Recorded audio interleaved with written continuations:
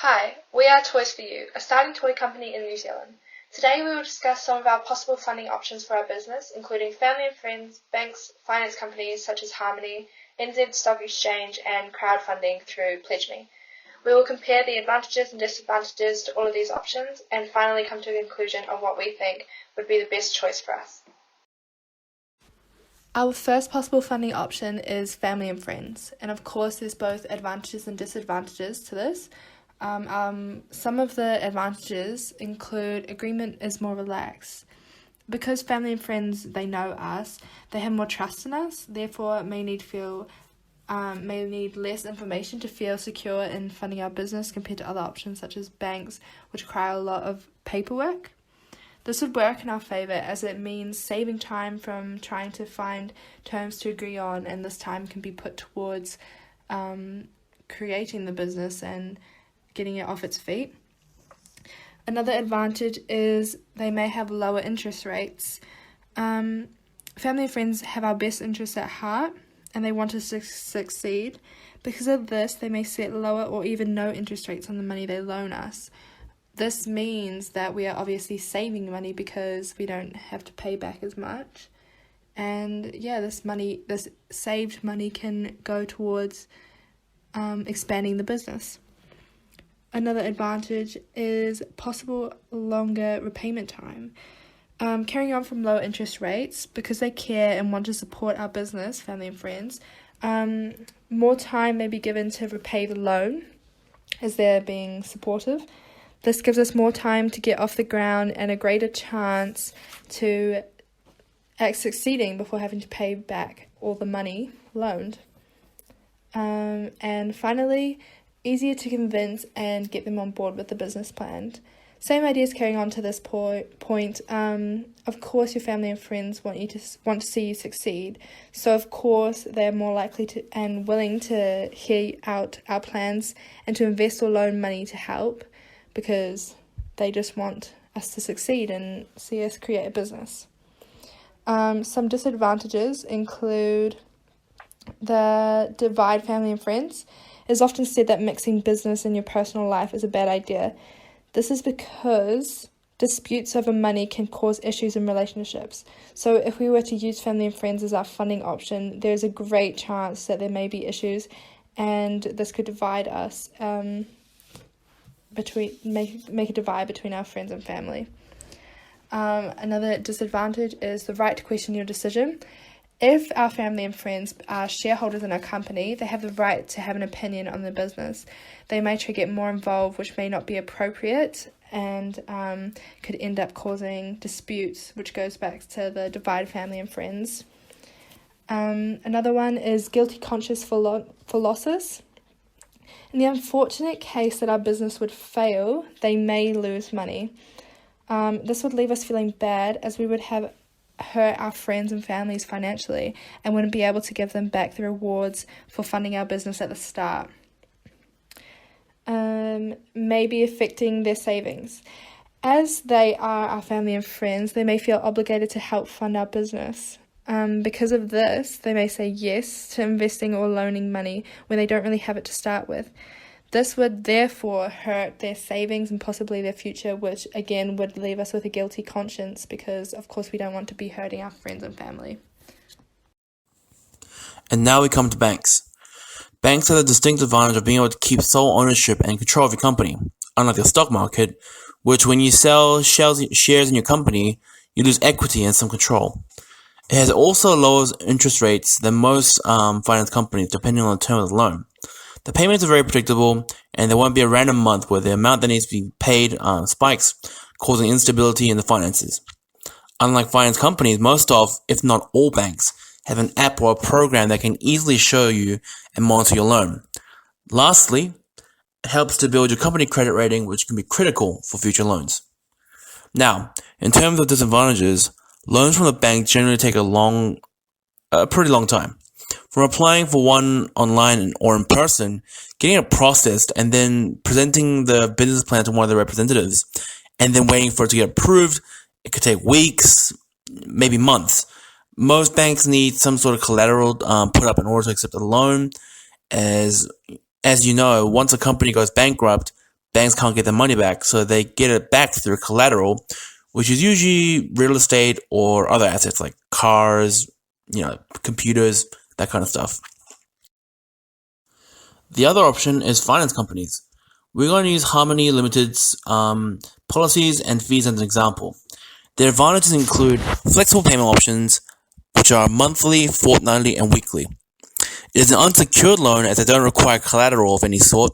However, they classify business loans as personal loans. Therefore, if your business goes bankrupt, you are still personally liable to repay the loan regardless. They have flexible interest rates depending on your situation, which is definitely a plus. It is super easy to apply, and processing time is minimal as all they need is a background check and a credit check, and then you're guaranteed your loan within a business day.